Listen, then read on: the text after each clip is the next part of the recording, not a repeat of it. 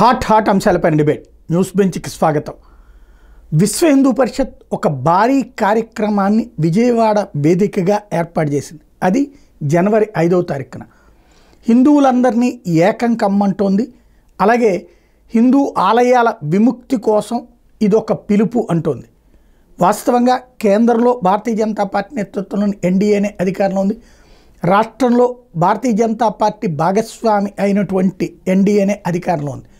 అయితే హిందువులకి సంబంధించిన ఈ పోరాటం ఇప్పుడు చేయాల్సినటువంటి అవసరం ఏమొచ్చింది, ప్రత్యేకించి అసలు ఏం కోరుకుంటున్నారు ఈ పోరాటం ద్వారా, అంశానికి సంబంధించి ప్రస్తుతం మనతో పాటు మాట్లాడేందుకు సిద్ధంగా ఉన్నారు ఆ కార్యక్రమ సమన్వయకర్త విశ్వ హిందూ పరిషత్ నాయకులు రవికుమార్. నమస్తే అండి. నమస్తే జీ. అసలు ఏంటి ఈ కార్యక్రమం పేరేంటి, ఎందుకు ఏర్పాటు చేస్తున్నారు?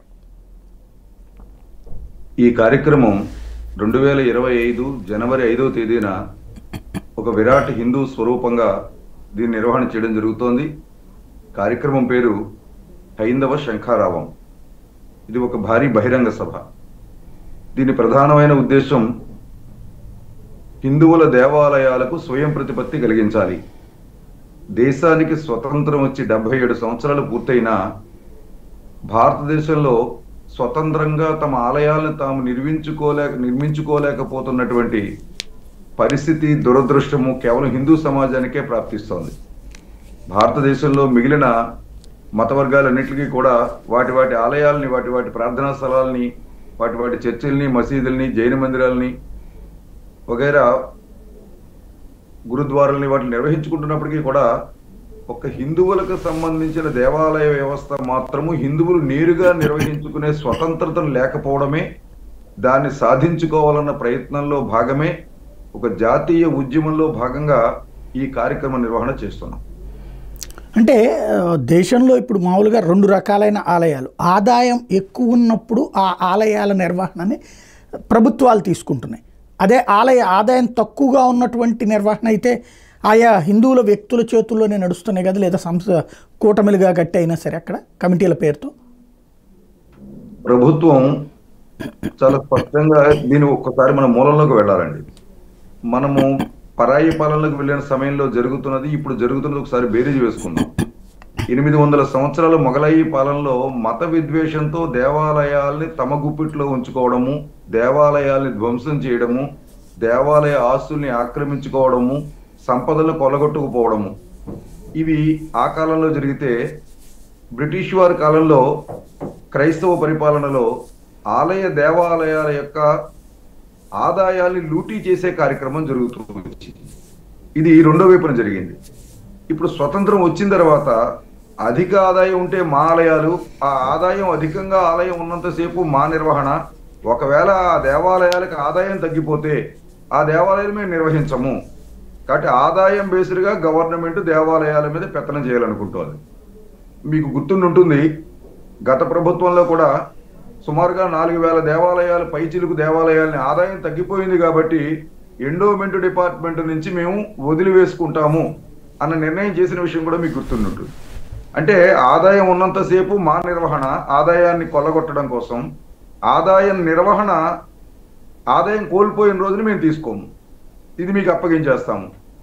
ప్రత్యక్షమైన ఒక చిన్న ఉదాహరణ, కృష్ణా జిల్లా పెడలలో సుమారు 320 ఎకరాల భూమి ఉన్నటువంటి అగస్త్యేశ్వర స్వామి ఆలయము సుమారు 600 సంవత్సరాల నుంచి ఉన్న ఆలయం. 326 ఎకరాలు భూమి ఉన్న ఆలయము ఎండోమెంట్ శాఖ నిర్వహణలో ఉండగా ఆలయం భూములు మొత్తం కూడా పరాధీనం అయిపోయాయి, ఇతరుల చేతుల్లోకి వెళ్ళిపోయాయి, ఆన్లైన్ చేసేసుకోవడం జరిగింది, హక్కులు పొందేయడం జరిగింది. అంటే దానికి రాజకీయ సిఫార్సులు, మద్దతు వగైరా ఆ జోలికి మనం ఇప్పుడు వెళ్ళొద్దు. అయితే ఇన్ని ఎకరాల భూమి ఉన్నటువంటి దేవాలయాన్ని నిర్వహించలేకపోయిన ఎండోమెంట్ డిపార్ట్మెంటు ఈవేళ 1 ఎకరం భూమి లేదు కాబట్టి ఆ దేవాలయాన్ని అర్చకుడికి వదిలేసింది. అంటే ఆదాయం ఉంటే మేము పెత్తనం చేస్తాము, ఆ ఆదాయాన్ని మేము సంరక్షించము, ఆదాయం కోల్పోయిన మరుక్షణము దేవాలయాల వ్యవస్థ నుంచి మేము తప్పుకుంటాము. ఇది సహేతుకమైన వాదన కాదు. కాబట్టి ఆదాయం 2 లక్షల పైన ఉంది అంటే ఎండోమెంట్ అందులో అడుగు పెడుతోంది. ఆ కింద ఉన్నటువంటి దేవాలయాలు ఎండోమెంట్లో ఉన్న వదిలేయడానికి సిద్ధపడుతోంది. ఇందులో ఆర్థికమైన కోణమే తప్ప ధార్మికమైన అంశం ఏదీ లేదు ప్రభుత్వ వీటి నిర్వహణలో అన్నది విశ్వ హిందూ పరిషత్ యొక్క వాదన. మంచి పాయింట్. దేవాదాయ ధర్మాదాయ ఆ శాఖ పేరే అసలు అది కేంద్రాందా రాష్ట్రాందా చట్టం? వాస్తవంగా ఈ శాఖ పేరు దేవాదాయ ధర్మాదాయ. దీనిని ఆదాయ వనరుగా ఎప్పుడైతే మార్చుకుందో ప్రభుత్వాలు, ఆ డిపార్ట్మెంటు దేవ ఆదాయము ధర్మ ఆదాయము అయిపోయి దేవాదాయ ధర్మాదాయ శాఖ అయింది చివరికి. కాబట్టి ఆదాయం మాధ్యమంగా నిర్వహించబడే శాఖ అనేది వాళ్ళ పేరులోనే సార్థక నామధేయం చేసుకున్నారు. కాబట్టి ఇది అనేక రాష్ట్రాల్లో ఉంది ఈ చట్టము. ప్రత్యేకించి దక్షిణ భారతదేశంలో దీని యొక్క నష్టం విశేషంగా ఉంది. భారతదేశంలో దేవాలయాల వ్యవస్థ 4-5 అంచెల్లో ఉన్నది. ఒకటి, ప్రభుత్వం ఒక శాఖని ఏర్పాటు చేసి ఆదాయం ఉన్న ఆలయాలన్నీ కూడా తమ గుప్పిట్లోకి తీసుకుని ఎండోమెంట్ డిపార్ట్మెంట్ ద్వారా నిర్వహించేది దక్షిణ భారతదేశంలో కనిపిస్తుంది. అదే రాజ్య సంస్థానాలు అవి నిర్మాణం చేసుకున్నటువంటి దేవాలయాలు, నిర్వహించిన దేవాలయాలు స్వతంత్రం వచ్చాక భారతదేశంగా రాజ్యాంగంలో విలీనం అయిపోయిన తర్వాత వాళ్ళు ప్రభుత్వానికి వీటి నిర్వహణ బాధ్యత మీరు తీసుకోవాలి, రాజ్యాన్ని మేము ప్రభుత్వంలో విలీనం చేస్తున్నాం కాబట్టి, భారత రాజ్యాంగంలో కలిపేస్తున్నాం కాబట్టి అన్న ఉద్దేశంతో ప్రభుత్వాలకు ఇచ్చిన ఆలయాలు కొన్ని దేవాలయాలు ప్రభుత్వమే స్వయంగా హ్యాండ్ ఓవర్ చేసేసుకున్నది. అవి 3వ శ్రేణికి సంబంధించినవి. 4వ శ్రేణి ఆలయాలు ఆ రాజవంశీకులు ఇప్పటికీ కూడా వారు నిర్వహణ చేస్తున్నటువంటి సంస్థానాల ద్వారా నిర్వహణ చేస్తున్నటువంటి ఆలయాలు కొన్ని. ఇంకా చివరిగా ఉన్నవి హిందువులు స్వయంగా నిర్మాణం చేసుకుని ఒక ట్రస్ట్ల ద్వారా, ఒక సొసైటీల ద్వారా, మఠాల ద్వారా, పీఠాల ద్వారా, కుటుంబాల ద్వారా నిర్వహిస్తున్న ఆలయాల శ్రేణి ఒకటి. 5 రకాలుగా దేవాలయాల వ్యవస్థ ఉన్నది. మన దక్షిణ భారతదేశానికి ప్రధానంగా ఈ ఎండోమెంట్ అనేది ఉన్నది. అయితే ఇది ఒక్క దక్షిణ భారతదేశంలోనే కాదు, దీని అంకురార్పణ జరిగింది మాత్రం దక్షిణ భారతదేశంలో. 1817లో ఈస్ట్ ఇండియా కంపెనీ వారు ఈ దేవాలయాలకు సంబంధించినటువంటి ఆదాయాన్ని తమ కంట్రోల్లో ఉంచుకోవడం కోసం ప్రాపర్టీస్ ఆఫ్ రిలీజియస్ ఇన్స్టిట్యూషన్స్ అన్న పేరుతో ఒక చట్టాన్ని తీసుకొచ్చారు. సో మన ఏదైతే ఈస్ట్ ఇండియా కంపెనీ వారు ఉన్నారో మద్రాస్ కేంద్రంగా, ఈ చట్టం ద్వారా దేవాలయాలు అన్నీ కూడా, రిలీజియస్ టెంపుల్స్ అన్ని కూడా, ఇన్స్టిట్యూషన్స్ అన్ని కూడా ప్రభుత్వం చేతిలోకి వెళ్ళిపోయాయి. వాళ్ళ యొక్క ఉద్దేశము దీన్ని లూటీ చేయడము, ఈ ఆదాయాన్ని వాళ్ళ ఆడిట్ రిపోర్ట్లో చూపించడము, ప్రపంచ దేశాలకి ఇంత ఆదాయం మాకుందని ఈస్ట్ ఇండియా కంపెనీ ప్రచారం చేసుకోవడము, మత విద్వేషము. 2 కోణాల్లో ఈ కార్యక్రమం వాళ్ళు చేశారు. 1925కి వచ్చేటప్పటికి ముస్లింలకు సంబంధించినటువంటి రిలీజియస్ టెంపుల్స్ విషయంలో వాళ్ళు మినహాయింపు వదిలేశారు. కానీ హిందువులు మాత్రం అలా అచేతనంగా అలాగే ఉంచారు. ఇది ఇప్పటికీ ఇది కంటిన్యూ అవుతూ వస్తున్నది. కాబట్టి ఇది ఒక ఆంధ్రప్రదేశ్ రాష్ట్రంలో ఉన్నది కాదు. ఈ ఉద్యమము ఆంధ్రప్రదేశ్ రాష్ట్రానికి మాత్రమే సంబంధించింది కాదు, ఇది జాతీయ ఉద్యమము. ఈ అంకురార్పణ ప్రారంభం మాత్రం ఆంధ్రప్రదేశ్ నుంచి ఈ హిందూ దేవాలయాల స్వయం ప్రతి మహోద్యమం ప్రారంభమవుతుంది.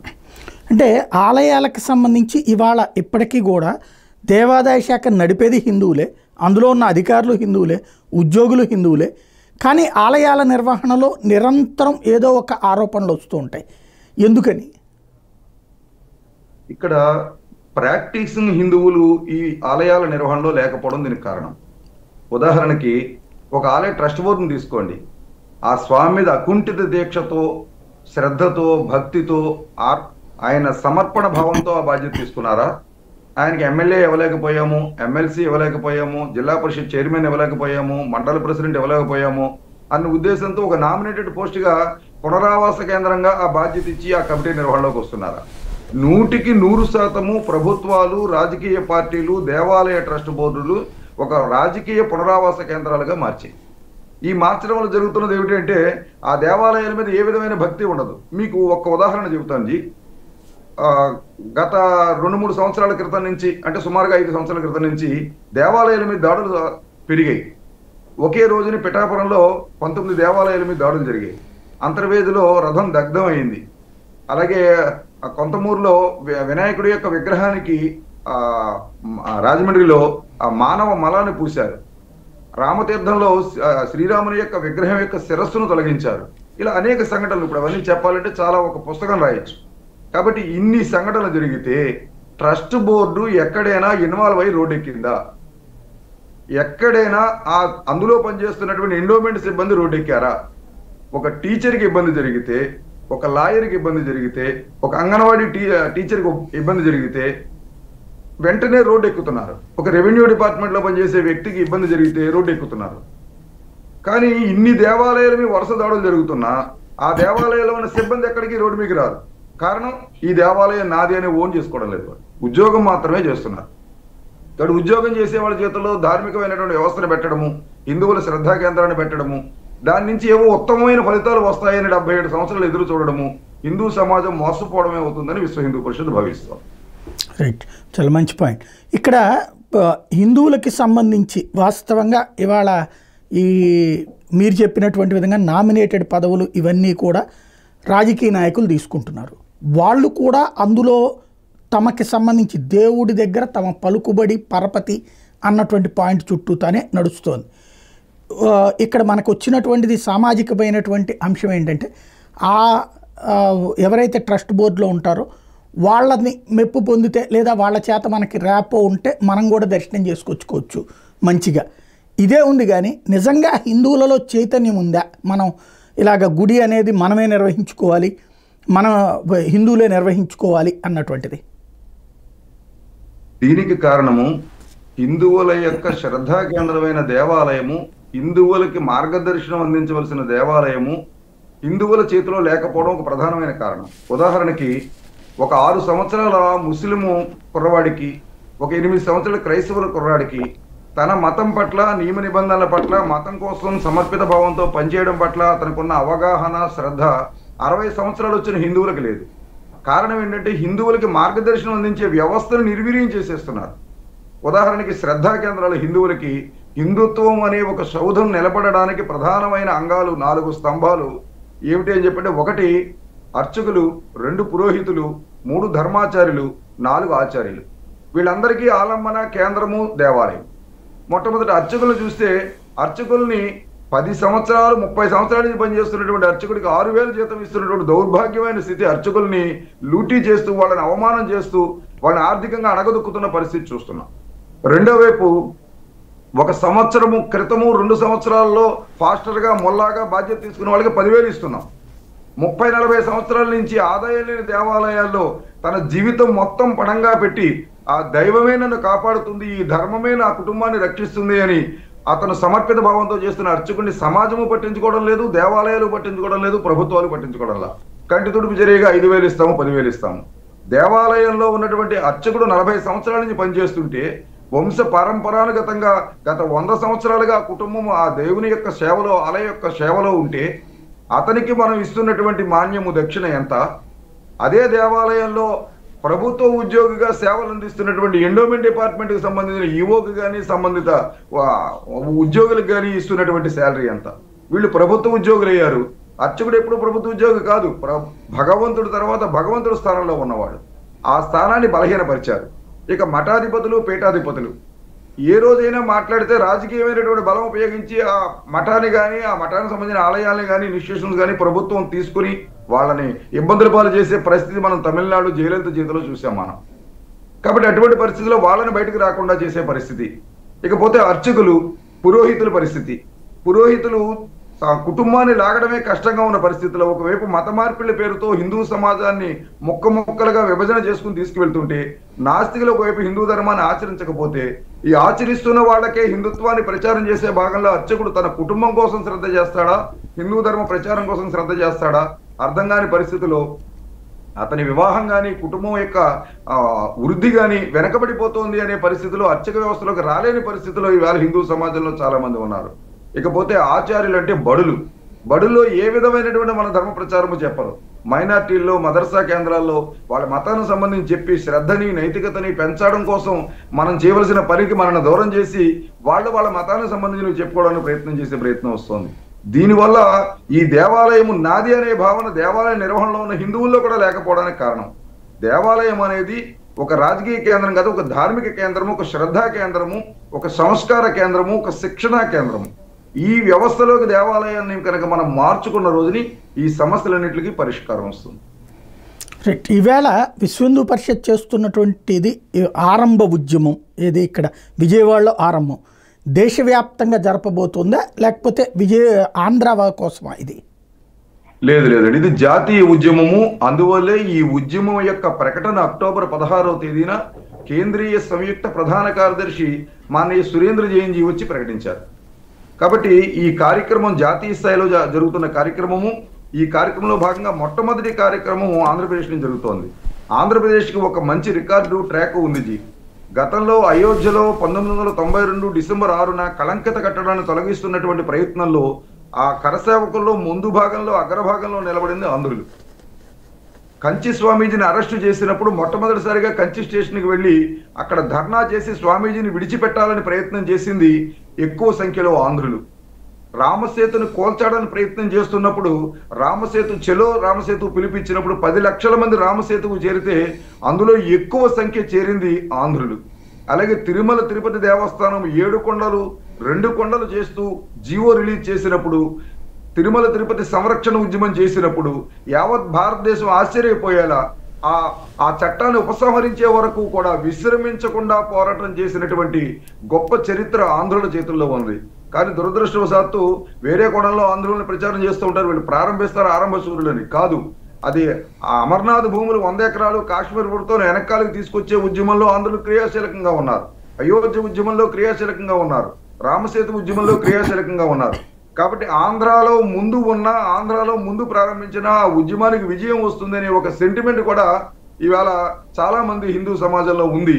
అందువల్ల ఈ అదృష్టము, ఈ భాగ్యము, తిరుపతి లడ్డూ పేరుతో శ్రీ వెంకటేశ్వరుడు ఆంధ్రుని మేల్కొల్పి ఈ ఉద్యమానికి మీరు నాంది పలకండి, బాటలు వేయండి, మార్గాన్ని దిశానిర్దేశానికి ఆరంభం విజయవాడని కేంద్రం చేయండి అని ఆదేశించాడు, ఆంధ్రప్రదేశ్ని ఆదేశించాడని మేము భావిస్తున్నాం. ఈవేళ రాష్ట్ర వ్యాప్తంగా ఉన్నటువంటి ఆలయాలు మీరు ఇందాక చెప్పినటువంటి విధంగానే ఆలయాలకి భూములు, ఆ భూములు ఆక్రమణ అయినటువంటి భూముల్ని వాళ్ళకే దఖలు చేయటం, లేదా 20 ఏళ్ళు పైబడి ఉంటే గనక వాళ్ళకే ఇచ్చేసేయడం, దానికి బదులుగా ప్రభుత్వం 10 పైసలు కూడా ఇవ్వదు, లేదా కొన్ని చోట్ల 10 లక్షలు 5 లక్షలు ఆ అమౌంట్ కిందన అక్కడ డిపాజిట్ చేయటం, ఆ అమౌంట్తోనే నడపడం. ఒకప్పుడు ధర్మసత్రాలు ఇట్లాగే తీసుకొచ్చి దానికి ఉన్నటువంటి భూముల్ని అమ్మేసేసి ఆ డబ్బులు తీసుకొచ్చి అక్కడ డిపాజిట్ చేసామని చెప్పి చివరికి ఇప్పుడు 4గురికో 5గురికో టోకెన్స్ ఇచ్చి ధర్మసత్రాలను నడుపుతున్నటువంటి పరిస్థితి. ఇవన్నిటి మీద సమగ్రమైనటువంటి అవగాహన ఉన్నదా విశ్వ హిందూ పరిషత్కి? సమగ్రంగా సర్వే చేసిందా, లేదా ముందు ఉద్యమం ప్రారంభించి ఆ తర్వాత సర్వే చేయబోతుందా? ఈ విషయంలో విశ్వ హిందూ పరిషత్తు గత 15 సంవత్సరాలుగా దీని మీద పరిశీలన చేస్తుంది. దీనికోసం ఒక 1000 దేవాలయాలు, ఇందాక మనం చర్చించుకున్నట్టు ఈ 5 శ్రేణుల్లో ఉన్న దేవాలయాల మీద సర్వే చేయడం జరిగింది. 14 రాష్ట్రాల్లో దేవాలయాల మీద సర్వే చేయడం జరిగింది. అదే సందర్భంలో 100 మఠాల మీద, ఆశ్రమాల పీఠాలతో సంప్రదించి, స్వామీజీలతో సంప్రదించి దీని మీద చర్చించడం జరిగింది. దీనికి అంకురార్పణ కూడా ఆంధ్రప్రదేశ్లోనే ప్రారంభమైంది. ఈ ఘనత కూడా ఆంధ్రప్రదేశ్కు దక్కిందనేది కూడా మనం గుర్తుంచుకోవాలి.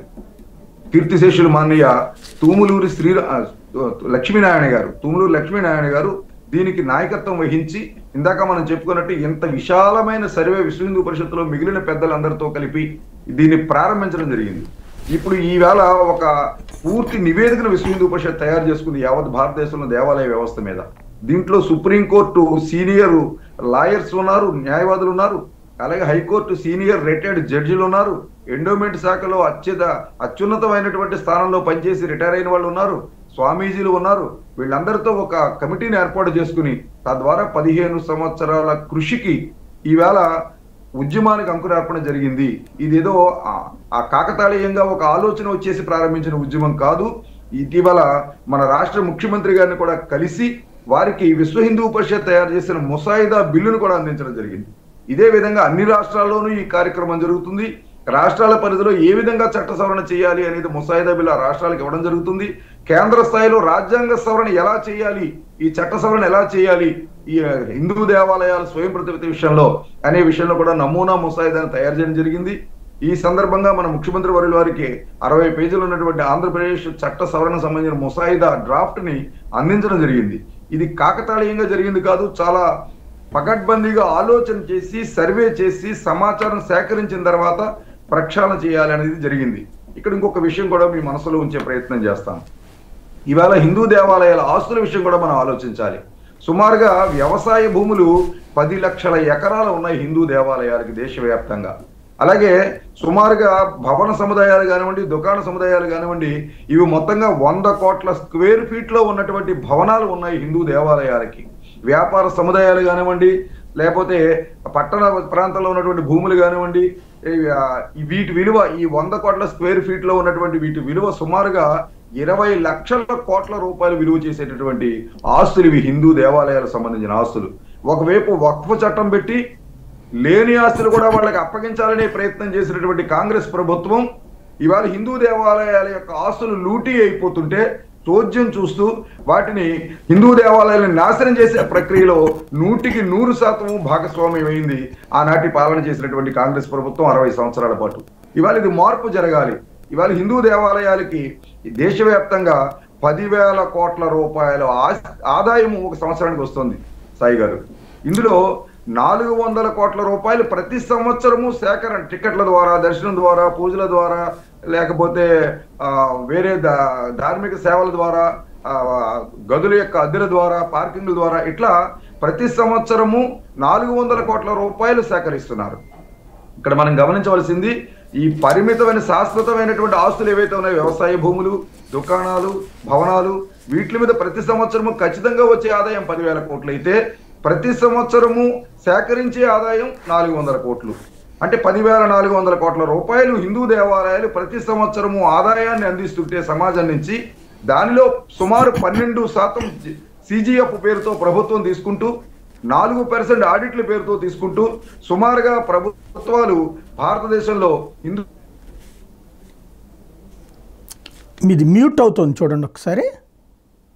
ఇక్కడ ఈ మీరు చెప్పినటువంటి విధంగా 10,400 కోట్లు దేశవ్యాప్తంగా ఉన్న అన్ని ఆలయాలకి సంబంధించిన ఆదాయం. అవునండి. ఓకే, ఇప్పుడు ఈ డబ్బుల్ని అక్కడ ఏం చేస్తున్నారు? వాస్తవంగా హిందూ ధర్మం కోసమే ఖర్చు పెడుతున్నారు, వేరే వాటికి ఖర్చు పెడుతున్నారు? హిందూ దేవాలయాల ఆదాయము హిందూ ధర్మ ప్రచారానికి ఖర్చు పెట్టాలండి. అర్చకులకి, పురోహితులకి శిక్షణ ఇవ్వడం కోసం, ఆదాయం లేని జీర్ణమైన దేవాలయాల్ని జీర్ణోద్ధరణ చేయడం కోసం, హరిజన గిరిజన ఉపేక్షిత మత్స్యకార బస్తీల్లో నూతన ఆలయాలు నిర్మాణం చేయడం కోసం, అక్కడ ఉన్నటువంటి నిర్వాహకులు ఎవరైతే ఉన్నారో ఆయా వర్గాలకు సంబంధించిన వాళ్ళు ఆ దేవాలయ నిర్వహణ బయట నుంచి ఎవరు వచ్చి చేయలేరు కాబట్టి గిరిజన ప్రాంతాల్లో, కొండ ప్రాంతాల్లో, వనవాసి ప్రాంతాల్లో అక్కడున్న స్థానికులకి శిక్షణ ఇవ్వడము, అర్చకులుగా దేవాలయం నిర్వహించుకోవడంలో ఇట్లాంటి వాటికి ఖర్చు పెట్టవలసింది. భారతీయ సాంస్కృతిక ధార్మిక కళలను ప్రోత్సహించవలసింది. అలాగే మన మన దేవాలయాల్ని పంచాలయ కేంద్రాలుగా మనం నిర్వహణ చేస్తాం. ఒకటి దేవాలయము, రెండవది ఆ కేంద్రంగా వైద్యాలయము, విద్యాలయము, అన్నార్థుల ఆకలిని తీర్చేటటువంటి ధర్మసత్రాలు ఈవేళ మనం చూస్తున్నవన్నీ అలా ప్రారంభమైనవే, శరణాలయము, ఇంకా ఆఖరిగా గ్రంథాలయము. మన అష్టాదశ పురాణాలు కానీ, భారత భాగవత ఇత్యాది భగవద్గీత లాంటి గ్రంథాలు కానీ, ఇట్లాంటివన్నీ కూడా చదవాలనుకున్న వాళ్ళు అందరూ కొనుక్కోలేకపోవచ్చు. దేవాలయానికి కూడా ఒక గంట సేపు కూర్చున్న గ్రంథాలయంలో వాటిని తెలుసుకోవడము, వాటిని చదవడము, ఈ సంబంధించి పంచాలయ వ్యవస్థగా దేవాలయము, విద్యాలయము, గ్రంథాలయము, అలాగే శరణాలయము, అలాగే వైద్యాలయము, 5 రకాలుగా దేవాలయ వ్యవస్థ నిర్వహణ జరుగుతూ వస్తూ ఉండేది. ఈవేళ దాన్ని పూర్తిగా నిర్వీర్యం చేసేసారు. దేవాలయాల ఆదాయం దేనికి ఖర్చు పెడుతున్నారంటే, ఒక ఎంపీ గారో ఎమ్మెల్యే గారో ఆయన రాబోయే ఎలక్షన్లో ఆయనకి హిందువుల ఓట్లని పొందడం కోసం అవసరమైన విధంగా ఈ CGF ఫండ్లోంచి ఒకే వ్యక్తి ఒకే గ్రామానికి 5 కోట్ల రూపాయలు పట్టుకెళ్ళి దేవాలయం కట్టేస్తారు. లేకపోతే ఆ వీధిలో అక్కడ చూసాం మనం, అక్కడ ఉన్నటువంటి చెరువులు శుభ్రం చేయడము, రోడ్లు వేయడము, లేకపోతే ఈ ఎలక్ట్రికల్ లైనింగ్ ఇవ్వడము, లేదా వీటికి డ్రైనేజీలు క్లీన్ చేయడము, ఇవి దేవాలయాలు చేయవలసిన పని కాదు. ప్రజా పాలనా సంబంధమైనటువంటి అంశాలు ఇవి. దీనికి ఆ రోడ్డు మీద అన్ని మతాల వాళ్ళు, అన్ని కులాల వాళ్ళు నడుస్తారు. అన్ని కులాలు, అన్ని మతాలు ట్యాక్సులు కడతాయి. ఆ ట్యాక్సుల నుంచి నిర్వహణ చేయవలసిన పనులకు కూడా ఈ రాజకీయ ప్రోద్బలం కారణంగా దేవాలయ ఆదాయాన్ని అక్కడికి తీసుకెళ్లడము, పాలనాపరమైన అంశాలకు దేవాలయ ఆదాయాలను దుర్వినియోగం చేయడము, ఇది దేవాలయాల ఈ 10,000 కోట్ల రూపాయల ఆస్తి దుర్వినియోగంలో ఎక్కువ శాతం దీనికి వెచ్చించబడుతోంది. తద్వారా దేవాలయాల ద్వారా ధర్మ ప్రచారం అనేది శూన్యమైపోయింది. ఇంకొక విషయం కూడా మీ దృష్టిలో పెడుతున్నాను. ఈవేళ కేరళలో 17,500 ఎకరాలు సుమారు భూమి ఆ ప్రభుత్వం చేతిలో ఉన్నది. అలాగే పద్మనాభ స్వామి ఆలయానికి సంబంధించి 47,500 ఎకరాల భూమి ఆ దేవాలయ ప్రభుత్వం చేతిలో దేవాలయ భూమి ఉన్నది.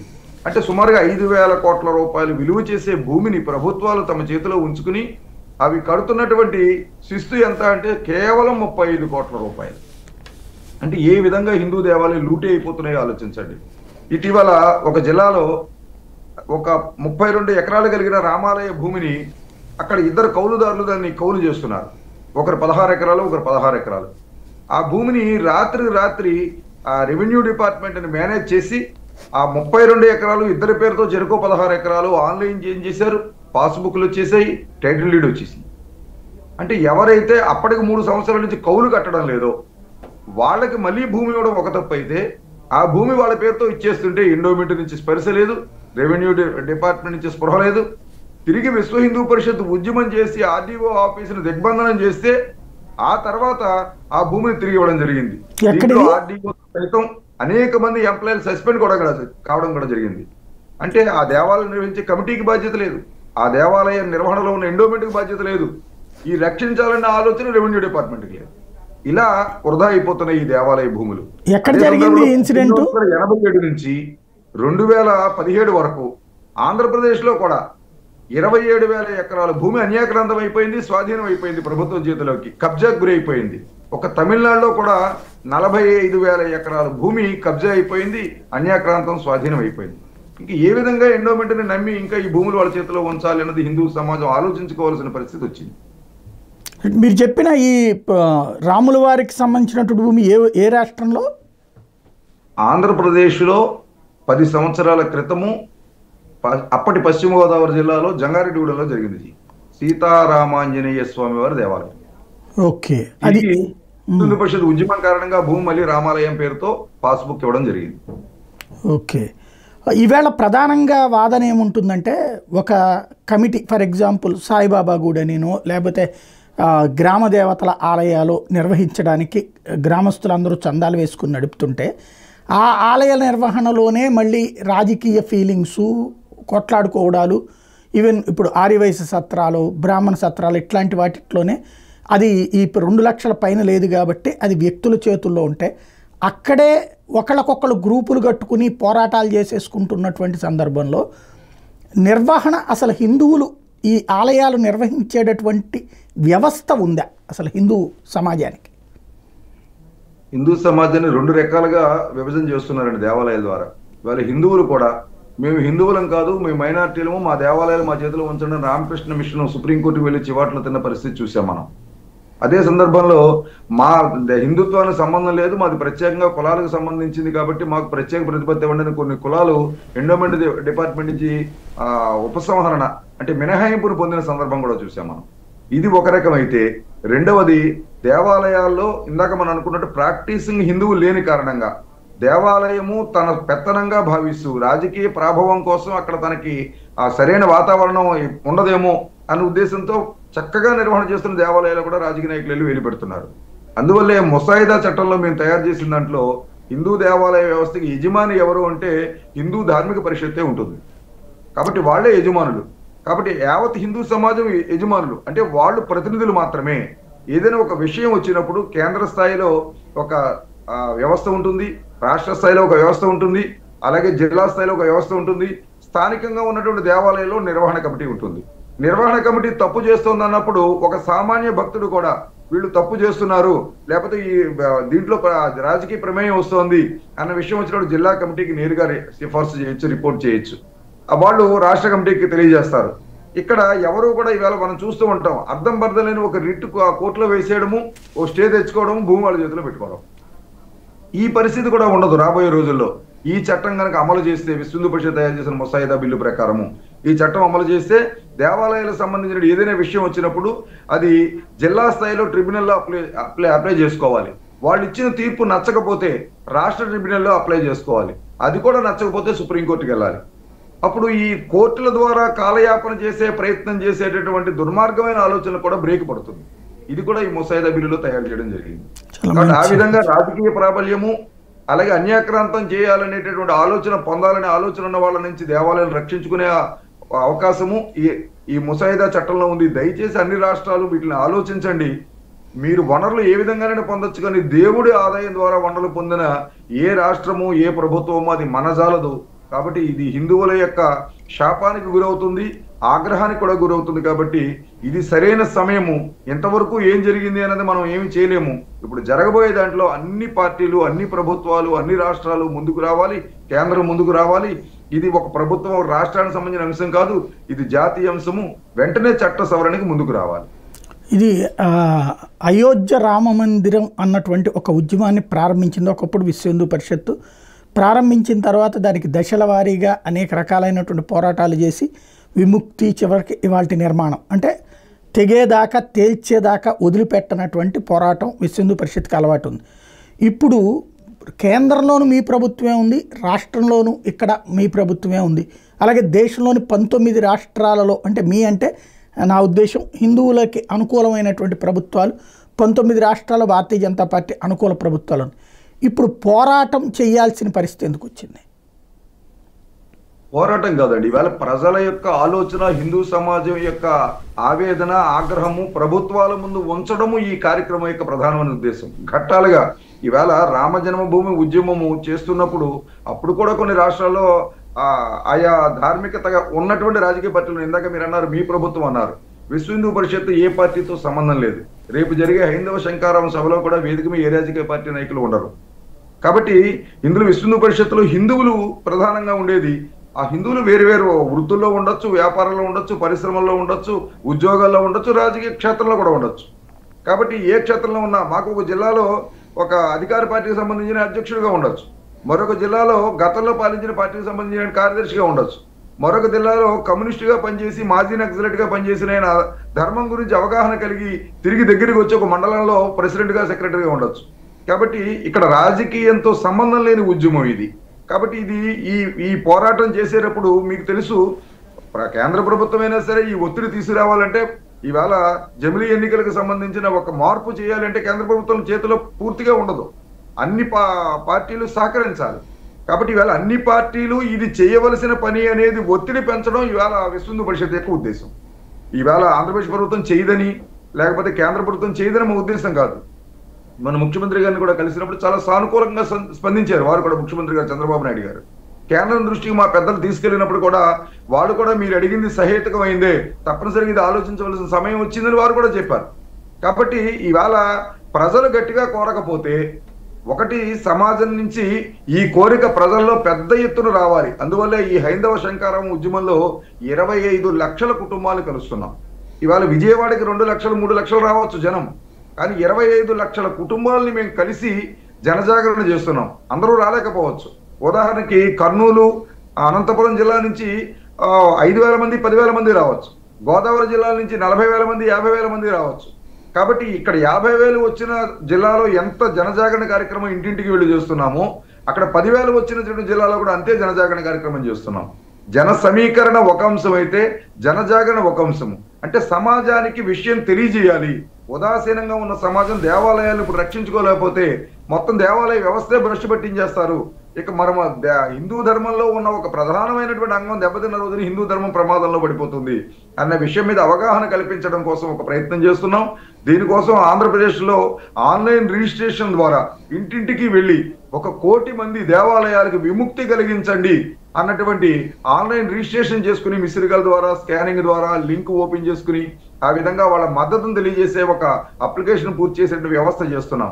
ఇవన్నీ ఎందుకు చేస్తున్నాం అంటే ప్రభుత్వానికి కూడా, అయ్యా మీరు ప్రభుత్వానికి సహజంగా ఓట్లు ప్రజలు తూకం ఉంటుంది, ఇది చేయడం వల్ల లాభమా చేయకపోవడం వల్ల నష్టమా అని. చెయ్యకపోవడం వల్ల మనకు నష్టమనే వాతావరణం వచ్చినప్పుడు అన్ని రాష్ట్రాల్లో ప్రభుత్వాలు చెయ్యక తప్పని పరిస్థితి వస్తుంది. అటువంటి పరిస్థితి ఇవాళ రామ జన్మభూమి విగ్రహ ప్రతిష్టప్పుడు మనం చేసిన ఉద్యమం కారణంగా ఏ రాష్ట్రంలో ఏ ప్రభుత్వం ఉన్నా మేము ఈ విగ్రహ ప్రతిష్టకి వ్యతిరేకమని ఒక్క పార్టీ చెప్పలేదు, గుర్తుంచుకోండి.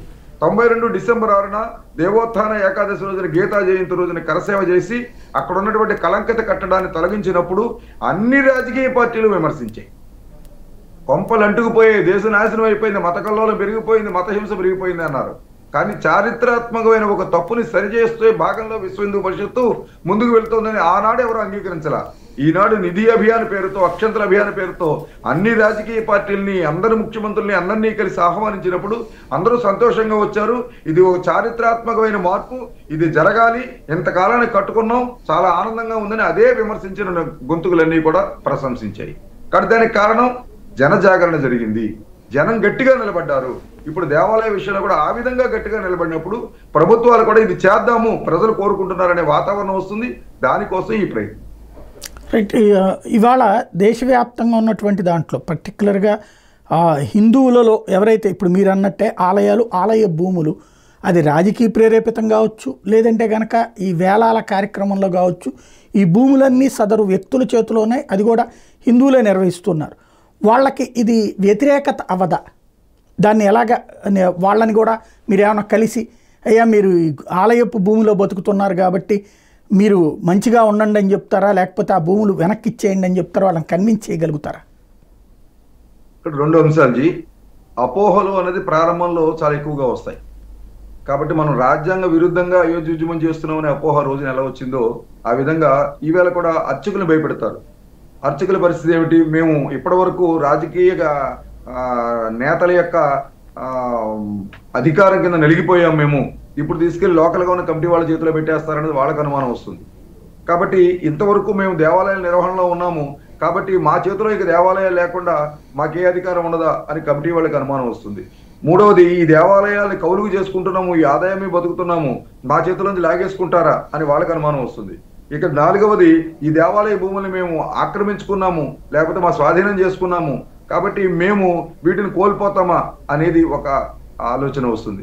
కాబట్టి దీనికి హిందుత్వం పట్ల జాగరణ కలిగించిన రోజుని అవును కదా ఈ దేవాలయ భూమి ఇట్లా నేను చేస్తే ఎట్లాగా, కాబట్టి కనీసం దీనికి మార్కెట్ రేటు ప్రకారం మనం ఈ విధంగా ఏమైనా ఇవ్వలేకపోయాం, మనం ఉచితంగా దీన్ని స్వాధీనం చేసుకున్నాము, ఇది తప్పు అనే పరివర్తన వాళ్ళలో. రెండవది, అర్చకులకి భరోసా. ఈవేళ దేవాలయం దేవుడు తర్వాత అత్యంత ప్రాధాన్యమైనటువంటి అంగం దేవాలయంలో ఏదైనా ఉందంటే అర్చక వ్యవస్థ. ఇవాళ అర్చకులకి సమానమైనటువంటి సగౌరవాన్ని అందించవలసిన అవసరం ఉన్నది. అర్చకుల మీద ఏ విధమైనటువంటి పెత్తనము, రాజకీయ పెత్తనము కానీ అధికార పెత్తనం కానీ జరగకూడదు. ఇవాళ మీరు చూస్తూ ఉంటారు, గతంలో మనం చూసినప్పుడు ఏదైనా ఉత్సవాలు నిర్వహణ చేయవలసి వచ్చినప్పుడు దానికి సంబంధించిన ప్రకటన అర్చకుడు చేసేవారు. ఇవాళ అర్చకుడు సంబంధం లేకుండా అధికారులు చేస్తున్నారు. అంటే ఆలయ వ్యవస్థలు చాలా సంతోషకరమైన ఆహ్వానించదగ్గ అంశము. ఆంధ్రప్రదేశ్ ప్రభుత్వము ఏదైతే అర్చకుల యొక్క గర్భాలయంలో వారు తీసుకునే నిర్ణయాల్లో అధికారుల జోక్యాన్ని అరికడుతూ గతంలో ఉన్నటువంటి ఎండోమెంట్ డిపార్ట్మెంట్ లో నియమమైనప్పటికీ పునరుద్ఘాటిస్తూ దాన్ని జీవో రిలీజ్ చేసింది. సంతోషం. ఇవాళ అది జరుగుతోందన్నది ప్రస్తుతం ప్రభుత్వం గుర్తించడం చాలా ఆనందమైన విషయము. ఇవాళ ప్రక్షాళనకి నడుం బిగిస్తోంది ఆంధ్రప్రదేశ్ ప్రభుత్వం కూడా. ఇది జరగాలని మేము కూడా కోరుకుంటున్నాం. కాబట్టి దీంతో పాటుగా మరొక అడుగు ముందుకు వేద్దాము. కాబట్టి ఈ హిందూ సమాజాన్ని రక్షించుకోవడంలో భాగం ఇది. రాజకీయాలకు అతీతంగా ఆలోచిద్దాము. కాబట్టి రాజకీయంగా అతీతంగా ఆలోచించినప్పుడు మాత్రమే ఇవాళ కొన్ని దేశంలో సవరణ కావాల్సిన అంశాలు ఉన్నాయి. ఇవాళ కామన్ సివిల్ కోడ్ కానీ 370 ఆర్టికల్ కానీ ఇవాళ హిందూ దేవాలయాల యొక్క స్వయం ప్రతిపత్తి కానీ ఇవి చాలా ప్రధానమైన అంశాలు. ఇక్కడ హిందువులు బలహీనపడినప్పుడు, హిందువులు కనుక ఇక్కడ శక్తిని కోల్పోయినప్పుడు భారతదేశం సంక్షేమంగా ఉండదు. హైందవులు చైతన్యంగా ఉండాలి, శక్తివంతంగా ఉన్నప్పుడు మాత్రమే భారతదేశం సంక్షేమంగా ఉంటుంది, ప్రపంచంలో శాంతి ఉంటుంది. కాబట్టి ప్రపంచంలో అశాంతికి కారణమవుతున్న మతాల్లో ఎక్కడ భారతదేశంలో నుంచి హిందూ ధర్మం లేదు, అక్కడ ఉన్నటువంటి హిందువులు లేరు. కాబట్టి హిందూ సమాజాన్ని జాగరణ చేయకపోతే మన కుటుంబాలకు కూడా ప్రమాదము.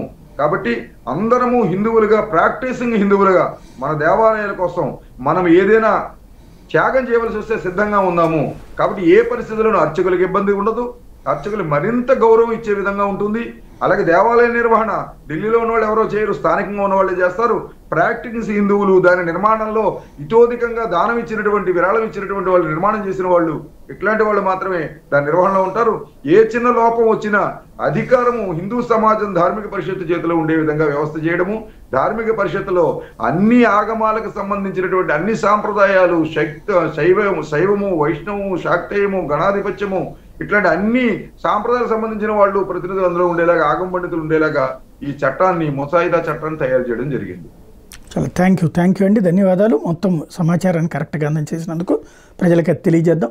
ఇది పరిస్థితి. విశ్వ హిందూ పరిషత్ అయితే ఒక శంఖారావం మోగిస్తోంది. ఈ శంఖారావం ఆలయ విముక్తి పోరాటం. రాజకీయ నాయకుల చేతుల్లో లేదా ప్రభుత్వాలకి ఆదాయ వనరుగా మారిపోతున్నటువంటి ఆలయ వ్యవస్థని ఈవేళ విముక్తి చేసి ప్రజల చేతికి, భక్తుల చేతికి తీసుకొచ్చి హిందూ ఆలయాలు అనేది ఒక ధార్మిక క్షేత్రాల కింద తీసుకురావడానికి ఒక పెద్ద ప్రయత్నం అయితే చేస్తుంది. ఆ ప్రయత్నం జనవరి 5వ తారీఖున విజయవాడలో నిర్వహిస్తున్నటువంటి శంఖారావం ద్వారా జరపబోతోంది. అది సక్సెస్ అయితే హిందూ సమాజం అందరూ కలిసి సంయుక్తంగా, సమిష్టిగా దాన్ని సక్సెస్ చేయగలిగితే భవిష్యత్తులో ఆలయాలకి సంబంధించినటువంటిది మళ్ళీ మన బిడ్డలు లేదా మన భావితరాలు ధార్మికత వైపుకి, లేదంటే హిందుత్వ సిద్ధాంతాల ఆలోచన, ఆచరణ వైపుకి వెళ్తే మన కుటుంబాలు కూడా బాగుపడేటటువంటి అవకాశం ఉంటుంది. ఆ దిశగా అడుగులు సక్సెస్ కావాలని కోరుకుందాం.